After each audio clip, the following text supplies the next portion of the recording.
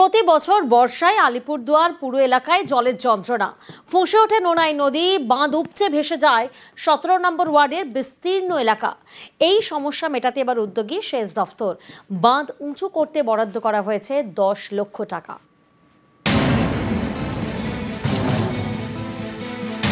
নোনাই নদী পারে কংক্রিটের বাঁধ, সেই বাঁধ উঁচু করা হবে। তার আগে হয়ে গেল শিলান্যাস।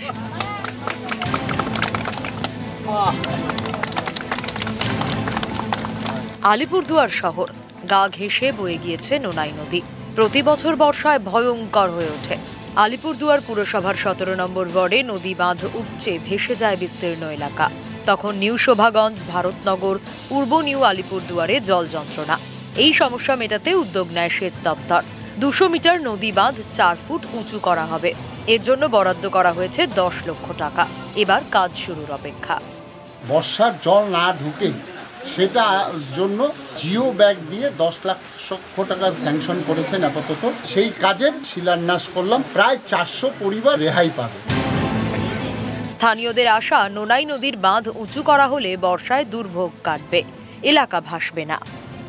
আগে তো বাঁধ ছিল না, বন্যা আসতেই আমাদের ঘরে টরে জল অর্ধেক হয়েছে, আর অর্ধেক হবে।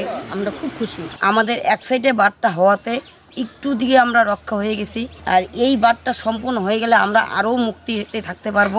বাঁধ হয়ে গেলে আমাদের যাতায়াতে অসুবিধা হবে না, সেফটিতে থাকতে পারবো জলের থেকে। আলিপুরদুয়ার থেকে রাজকুমার কর্মকার, নিউজ 18 বাংলা। উত্তর 24 পরগনার স্বরূপনগর, এখানে সরকারি জমি দখল করে দোকান তৈরির অভিযোগ। নদিয়ায় আবার জলাশয় ভরাট করে বিক্রি হচ্ছে, আর এক্ষেত্রে অভিযোগ স্থানীয় কয়েকজন প্রমোটারের বিরুদ্ধে।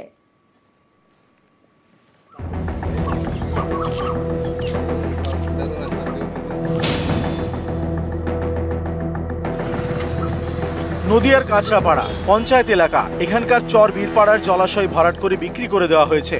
চাঞ্চল্যকর অভিযোগ স্থানীয় কয়েকজন প্রমোটারের বিরুদ্ধে। এইটা আমাদের খেয়াঘাট ছিল, এখন এই খেয়াঘাটটা এখন এরা সব শুনছি নাকি কেনা বেচি করে ঢেলে যে বালি টালি ফেলে ঢেলে ভরাট করে এখন বিক্রি করবে। এখানে সেই 10-15 দিন ধরে কাজ চলছে, এরকমই চুপি চুপি রাত্রে রাত্রে বালি ফেলে যাচ্ছে। কারা করছে? আশেপাশে ছোটখাটো প্রমোটার নতুন নতুন হয়েছে। চর বীরপাড়ার খালের পাশেই জলাশয়, আগে ছিল খেয়াঘাট। এই জায়গায় দখল হয়ে যাচ্ছে বলে অভিযোগ।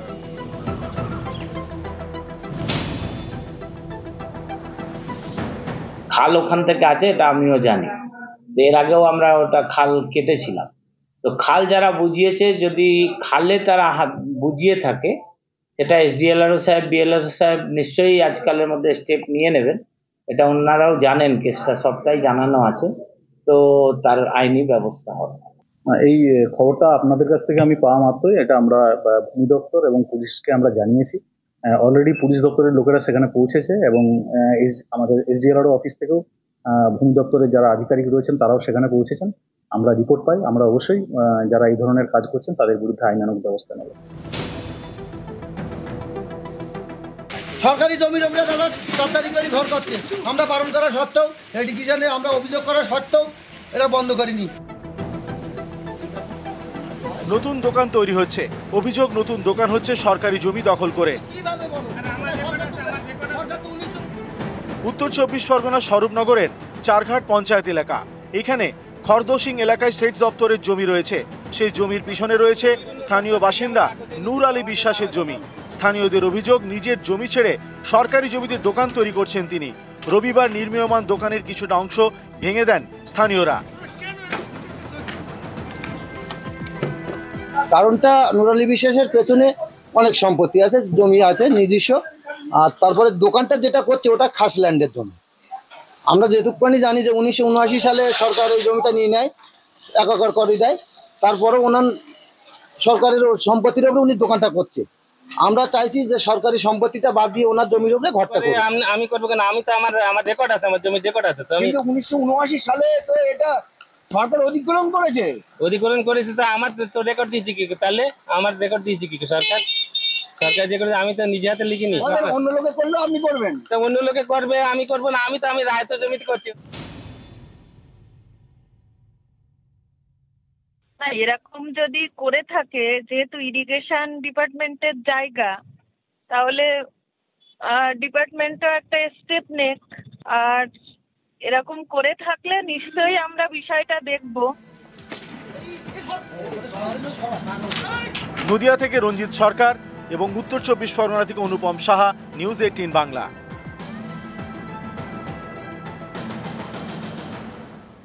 ভ্রমণ পিপাসু বাঙালিকে সারা বছরই টানে দীঘা, কারণ দীঘা তার ফেভারিট ডেস্টিনেশন। আর সেই দীঘাতেই এবার নাজেহাল হচ্ছে পর্যটকরা। কেন বলুন তো? কারণ এখানে হোটেল মালিকরা অনেকেই গলা কাটা ভাড়া চাইছেন, অনেকে আবার হোটেল যখন অনলাইনে বুকিং করছে সেই সময় এক ভাড়া চাইছে, আর তারপর যখন হোটেলে চেকিং করা হচ্ছে তখন ভাড়া বদলে যাচ্ছে। আর এসবের জেরেই এখন পর্যটকরা নাজেহাল।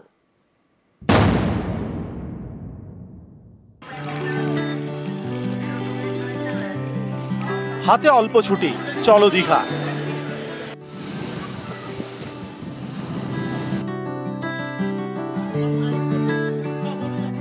সপ্তাহের মাঝে দীঘা,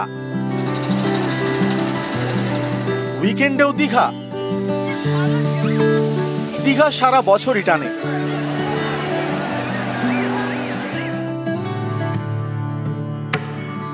সমুদ্রের পাশাপাশি এখন নতুন আকর্ষণ জগন্নাথ দেবের মন্দির। 27 জুন রথ, তার আগে শুরু হয়েছে নানা অনুষ্ঠান।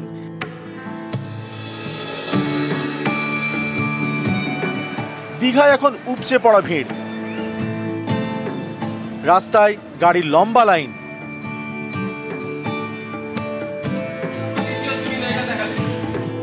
এত ভিড়ে হোটেলে ঘর পাওয়া যায়, অনেক হোটেল হাউসফুল। অভিযোগ, এই সুযোগটাকে কাজে লাগাচ্ছেন হোটেল মালিকরা।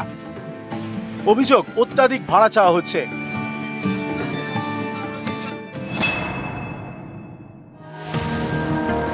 পর্যটকদের দাবি, আগে 500 থেকে 1200 টাকায় নন এসি ঘর পাওয়া যেত, এখন সেই নন এসি ঘর 2500 টাকা। 1200 থেকে 2500 টাকার মধ্যে পাওয়া যেত এসি ঘর, এখন সেটা কোথাও 3500, কোথাও আবার 6000 টাকা। আগেও এসেছি, থেকেছি, দাম অনেকই কম ছিল, কিন্তু এখন হোটেলের রেটটা অনেক বেড়ে গেছে, প্রায় আকাশ ছোঁয়া। বছরে হয়তো 8 মাস 12 মাসে 4 মাস একটা সিজন, সেই সিজনটা কেউ ডিসকাউন্ট দিতে চায় না। এবার কোনো কাস্টমার হয়তো ডিসকাউন্ট টাইমে এসছে, সে এখন এসছে, সে যদি বলে আমি সেই রেন্টে নিব।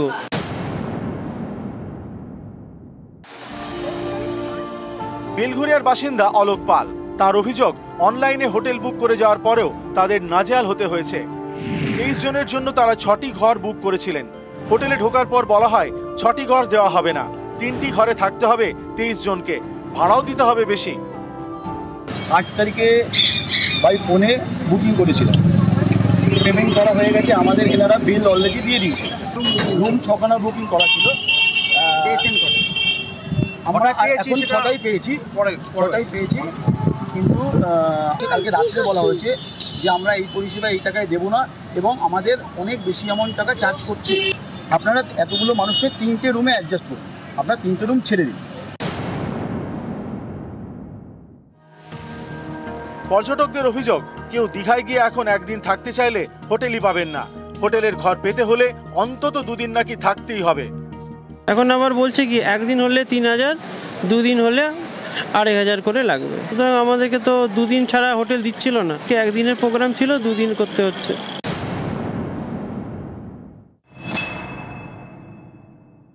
যখনই এই ধরনের কমপ্লেন পাচ্ছি, আমরা এখানে ডিএসটি এবং পুলিশকে বলছি, তারপর কিছু কথা বলছে এবং তার সমাধান করা হচ্ছে। ফলে আমরা চাই পর্যটক আসুক, তারা সুন্দরভাবে তারা দীঘাতে তারা উপভোগ করুক জগন্নাথ দেবের মন্দির এখানে, এবং তার জন্য যা যা পরিষেবা দেওয়ার জন্য যা যা করার জন্য সেটা প্রশাসন দিতে সবুজ।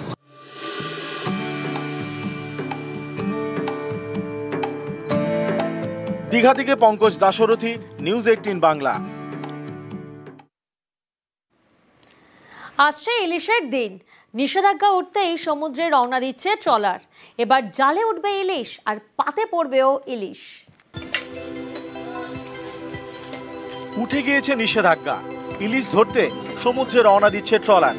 15 এপ্রিল থেকে 14 জুন সমুদ্রে মাছ ধরার উপর নিষেধাজ্ঞা থাকে।